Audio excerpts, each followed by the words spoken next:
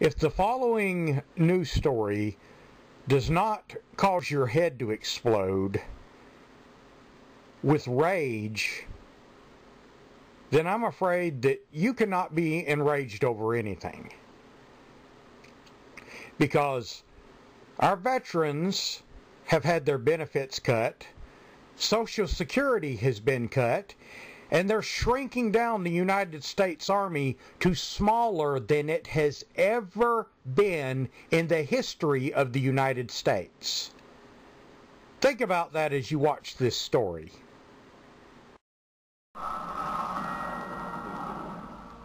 Hook, line, and stinker. Taxpayers are on the hook yet again.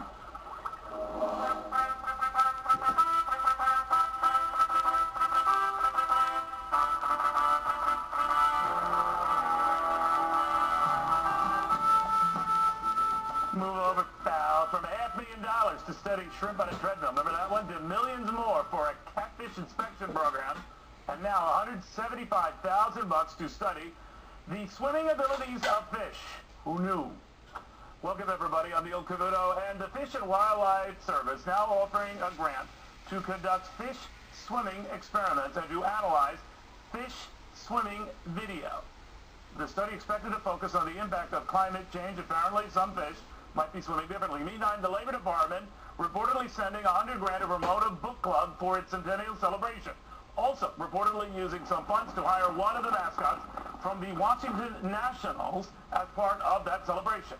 Hundreds of thousands of dollars may sound like small fish to you, but when you're $17 trillion in the hole, they do not, to Oklahoma Republican Senator Tom Coburn. Senator, you know, we get these kinds of spending details out, you know, every few months, and people just shake their head. But it adds up to millions upon hundreds of millions upon billions, and we all just shrug our shoulder and say, there they go again. Well, Neil, this is a problem of leadership. It's set at the top by creating an environment that says we're not going to spend money that's not absolutely necessary. And when we spend it, we're going to have good justification for it. And by the way, when we do spend it, we're going to make sure it's competitively bid. And we're going to listen to the career employees when they see the kind of waste. This is where most of this came from, career employees.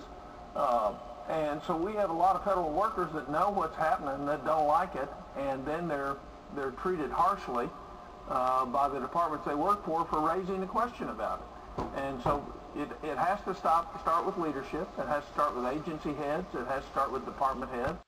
And we just don't have it. And we didn't have it under Republican administrations, and we don't have it under this one.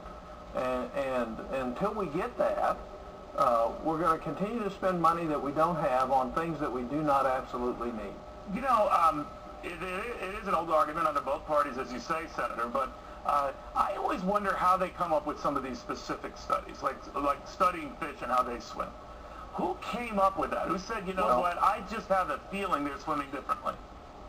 Well, the point is there may be a good scientific basis to want to study that. Oh, sure there is. So let's assume there is. Is now the time to spend that kind of money when we had a $620 billion deficit last year? When we're robbing our veterans of their benefits? Or should we wait to a better time? When people don't have enough Social Security? Deficit, Senator. That's why they say, well, we can now because that deficit is a lot smaller than it was. It used to be $1 trillion plus 5 years running, and now we've got it down to home run territory. What do you say to that? And it's going right back to $1 trillion according to the CBO. And so the point is, it has to be, we lead by not spending money that we don't absolutely have to spend. And so what if you didn't spend all your budget and it goes away? You know, the point is we're going to be in trouble. We're already in trouble. We just don't feel it yet.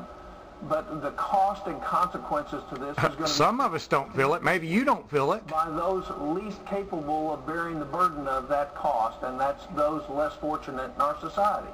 Because the things that are going to get wrecked when this all comes falling down is the social safety net. And so leadership matters, and if you had an administration that says we're going to focus on not spending a penny that we don't absolutely have to. At some time when I get a chance to visit with you, I'll tell you a story about a great colonel in the Air Force who saved about $120 million just on one small air base, and then got kind of booted around because you didn't spend the money. Sure, I see that all the time. Senator, thank you very much. You bet. Good to see you.